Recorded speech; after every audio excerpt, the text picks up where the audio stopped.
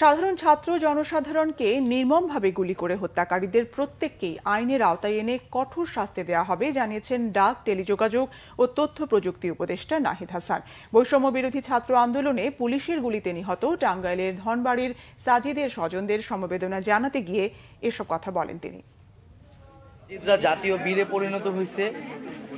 সাজিদ নিজেই বলছিল, ওর মার থেকে শুনলাম যে বীরের মতো বাঁচতে চাই, কাপুরুষের মতো বাঁচবো না।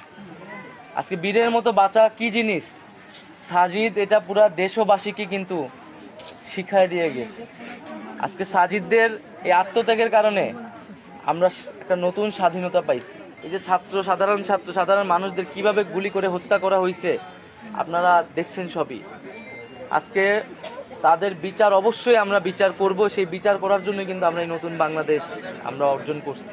এই খুনিদের বিচার অবশ্যই করা হবে এই বাংলার মাটিতে, এবং অবশ্যই তাদেরকে আমরা কঠোরতম শাস্তির আওতায় আনব।